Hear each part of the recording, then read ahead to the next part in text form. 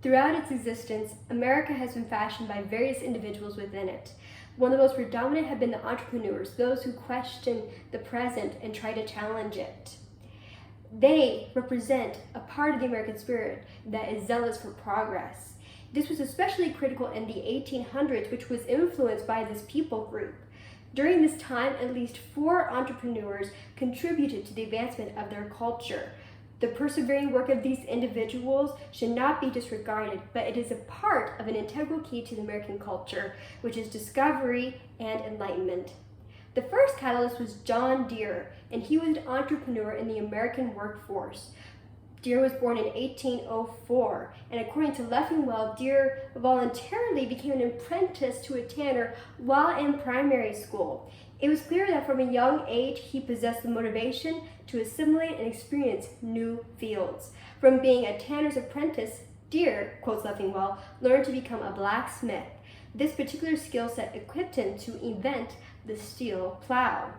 Sometime later, Deere moved to Illinois, where he observed that farmers were facing a problem. The soil in the Midwest was dense and moist, which was ideal for growing crops, but frustrating to plow in. As the farmers plowed their several acres of land, the soil, as chemist Edward C. Kendall wrote, would clog the moldboards of the plows, causing the farmers' work to be long and hard. Plowing already required intense physical labor, yet the inefficient wooden plows prolonged the task. So Deere set his efforts to make a user-friendly plow for the overwrought Midwest farmer, and in 1838 invented the steel plow, which proved much more efficient than the wooden plow. Next is Samuel FB Morse, who was an entrepreneur in American communication and technology. Though he is credited with inventing the telegraph, Morse was actually not a scientist, but a gifted artist. However, according to historian Butcher, Morse was born to parents who believed in a good education and was urged by them to go to college, where he studied anatomy. Yet throughout the years, he became a highly regarded artist and would lecture in art. While lecturing in Europe once, communications became an interest. Writer Hubert says when Morse connected with Judge Freeman Dana, who was speaking on electromagnetism. After practically immersing himself in this field, the artist determined to do what no scientist had done yet. With his knowledge of art and anatomy, Morse was capable of picturing something intricate and creating a visual. Hubert supports this by stating that Morse, quote, exhibited a drawing of the instrument and so completely had mastered all the details that when a model of this instrument was constructed, it was instantly recognized as the one he had devised and drawn in his sketchbook. After problem solving, much pondering, and more years, the first telegraph was invented in 1837. The third trailblazer is abolitionist Charles Lennox Ramon, an entrepreneur for racial equality in America. Ramon was born a freeman in Massachusetts, where slavery was illegal, yet his passion was to see his people free from slavery, prejudice, and discrimination. As a young man, he began to speak against the evils of slavery and was soon noticed, according to the Negro History Bulletin. It also states that Ramon was the first African American to officially be asked to speak as an abolitionist. Fueled by this, Ramon spoke everywhere he went, being the first to stand front and center for his people.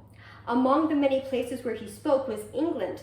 There, Ramon wrote that he, quote, had spoken 23 evenings out of 30 on the several subjects of slavery, temperance, prejudice, and colonization. In his passion, Ramon also encouraged the African American population to speak up and stand for themselves, declaring that they, quote, need more radicalism to fight. Ramon's words must have tapped into someone else's passion, as several more African American abolitionists, such as Frederick Douglass, Sojourner Truth, and Harriet Tubman, began speaking out their rights and stood in the gap for those who could not stand for themselves. Finally, Margaret Fuller was an entrepreneur in the American women's rights. Fuller was the first child born to her parents, Timothy and Margaret. Both parents believed in a solid education for both the men and the women of their family, especially Fuller's father, who, Professor Murray writes, declared that his daughter must succeed in his academic expectations to receive his love and affection. As a result, Fuller studied intensely. While she studied, her longing for a life beyond the simplicity of an average American woman developed.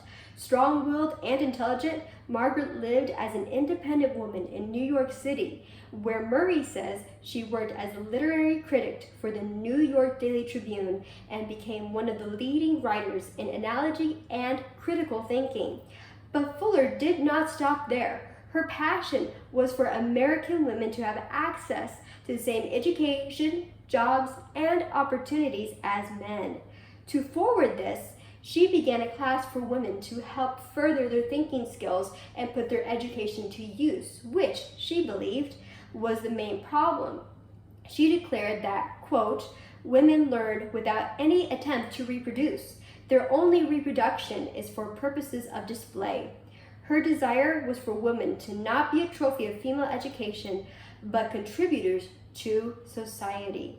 Today, women of America celebrate the freedom unheard of in the 1800s, and it is through the work of women like Margaret Fuller that it is a present reality. In closing, each of these American entrepreneurs had one commonality that motivated them to be leaders, and that commonality was a dilemma.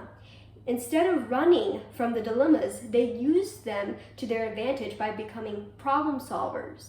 John Deere's dilemma was making a more efficient instrument for farmers. Samuel Morse's was the need for long-distance communication in a progressing world. Charles Ramon's was the oppression of and racism towards his people. Margaret Fuller's was the sexist mindset. All of them had a choice while facing these dilemmas. Either let someone else handle it, or be the one to step up and solve it. Of course, they each chose to stand up and solve it, defying the odds and the opinions of others. Margaret Fuller wrote, quote, always the soul says to us, cherish your best hopes as a faith, and abide by them in action. Such shall be the effectual, fervent means to their fulfillment. This is the heart of the American entrepreneur.